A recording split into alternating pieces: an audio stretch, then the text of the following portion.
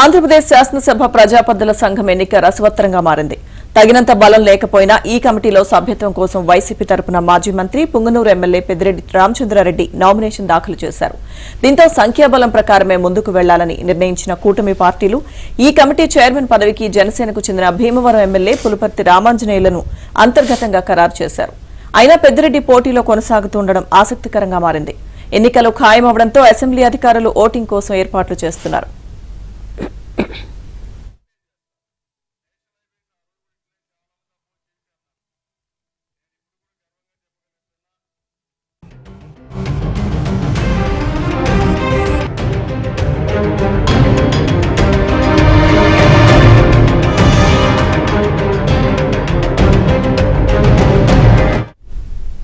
PAC సభ్యుల ఎన్నికకు సంబంధించిన పూర్తి సమాచారం మా ప్రతినిధి సత్య అందిస్తారు.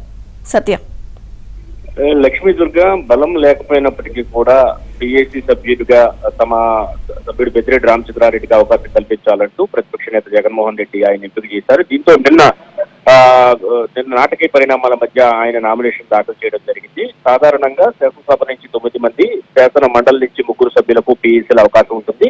వీటిలో ప్రతిపక్షం నుంచి ఎవరైనా ఎన్నిక కాబడితే వారికి పీఏసీ చైర్మన్ గా అవకాశం కల్పిస్తారు. అయితే సాధారణంగా పీఏసీ సభ్యునిగా ఎన్నిక కావడానికి మొత్తం 175 మంది సభ్యుల్లో డివైడెడ్ బై 9 అంటే అసెంబ్లీ విషయానికి వస్తే కనుక డివైడ్ బై 9 చేస్తే 19.44 మంది సభ్యులు బలం ఉండాల్సి ఉంటుంది. అయితే వైసీపీకి ఉన్న బలం కేవలం 11 కావడంతో పీఏసీ సభ్యునిగా వైసీపీ సభ్యుడు ఎన్నికయ్యే అవకాశం లేదు. అయినప్పటికీ కూడా బలం లేకపోయినప్పటికీ కూడా పోటీ గారు గతంలో జగన్మోహన్ రెడ్డి బలం లేనప్పుడు టీడీపీ ఎందుకు పోటీ చేస్తుందని ఎమ్మెల్సీ ఎన్నికల సమయంలో వ్యాఖ్యానించిన పరిస్థితి అయితే ఉంది. తర్వాత టీడీపీ తనకు బలం లేదని ఎమ్మెల్సీ ఎన్నికలు తప్పుకున్న పరిస్థితి కూడా ఉంది. అయితే ఇక్కడ శాసనసభ విషయానికి వస్తే కనుక స్పష్టంగా బలం లేదని స్పష్టమవుతున్నప్పటికీ కూడా వైసీపీ పోటీ చేసింది. అయితే వైసీపీ సభ్యులు ఈ రోజు పోలింగ్ వస్తారా రారా అనేది కూడా సంశయంగా మారింది. కేవలం పోటీ చేసి ఎన్నికను బాయ్కాట్ చేయాలనే ఉద్దేశం వాళ్ళకి ఏమైనా ఉందా లేదా అని తేలాల్సి ఉంది. అంటే ఉదయం 9 గంటల నుంచి మధ్యాహ్నం 2 గంటల వరకు కమిటీ హాల్ 1లో పీఏసీ సభ్యుల ఎన్నిక ప్రక్రియ కొనసాగుతుంది. అసెంబ్లీకి సంబంధించి 10 మంది పోటీ చేయడంతో 9 స్థానాలే ఉండడంతో అసెంబ్లీ విషయంలో పీఏసీ సభ్యుల ఎన్నిక అనివార్యమైంది. దీంతో ఉదయం 9 గంటల నుంచి మధ్యాహ్నం 2 గంటల వరకు కమిటీ హాల్ 1లో ఎన్నిక ఉంటుంది. దీనికి సంబంధించి పోలింగ్ సంబంధించి అటు సభ్యులు ఎవరు కూడా సభకు హాజరవుతూనే మధ్య మధ్యలో వెళ్లి ఓట్లు వేసి వస్తుంటారు.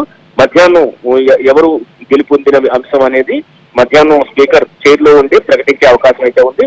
అయితే బలం లేకపోయినప్పటికీ కూడా పెద్దిరెడ్డి రామచంద్రారెడ్డిని పోటీ పెట్టడం, శాసనసభలో ఉభయ సభలో కలిపి 12 మంది సభ్యులకి అవకాశం ఉంటే అసెంబ్లీలో 9 మంది సభ్యులు ఉంటే 10 మంది పోటీ చేయడంతో ఎన్నిక అనివార్యమైంది. దీంతో ఈ తప్పనిసరి పరిస్థితుల వల్ల ఎన్నిక నిర్వహిస్తారు. ఉమ్మడి రాష్ట్రంలో కానీ ఇప్పుడు కానీ పీఏసీ సభ్యులకి ఎన్నిక జరగడం ఇదే ప్రథమం అని చెప్పుకోవచ్చు. ఇంతకుముందు ఎప్పుడు కూడా ఇలా ఎన్నిక అయితే జరగలేదు. తెలుగుదేశం పార్టీ తరఫున శ్రీరామ్ రాజగోపాల్, పివి జయనాగేశ్వర రెడ్డి, ఆర్బిల్లి రాధాకృష్ణ, అశోక్ రెడ్డి, పూర్ల రామాంజనేయులు, నక్కా ఆనందబాబు, కోళ్ల లలిత కుమారులు నామినేషన్ వేశారు. ఇక జనసేన తరఫున పులపర్తి రామాంజనేయులు నామినేషన్ వేశారు. అయితే అంతర్గతంగా మనకు అందుతున్న సమాచారం మేరకు పులపర్తి రామాంజనేయులకు పీఏసీ చైర్మన్ ఈ పదవి ఇస్తారని తెలుస్తోంది. ఇదే సమయంలో బీజేపీ తరఫున విష్ణు కుమార్ రాజు కూడా సభ్యునిగా నామినేషన్ దాఖలు చేశారు. ఇప్పటికే పీఏసీ సంబంధించి ఎన్నిక ప్రక్రియ అయితే ప్రారంభమైందని మనం భావించాల్సి ఉంటుంది. మధ్యాహ్నం 2 గంటల లోపు ఎమ్మెల్యేలు వచ్చి తమ ఓటు హక్కును వినియోగించుకుంటారు. మధ్యాహ్నం 2 తర్వాత స్పీకర్ నేరుగా చైర్ మీద ఉండి పీఏసీ సభ్యులుగా వీరు ఎన్నికైనట్టుగా ప్రకటించే అవకాశం ఉంది. వీరి నుంచి ఒకరిని పీఏసీ చైర్మన్ గా కూడా కమిటీల సంబంధించి ప్రకటించే అవకాశాలు ఉన్నాయి. లేదా విడిగా అయినా బులెటిన్ రిలీజ్ చేస్తారు.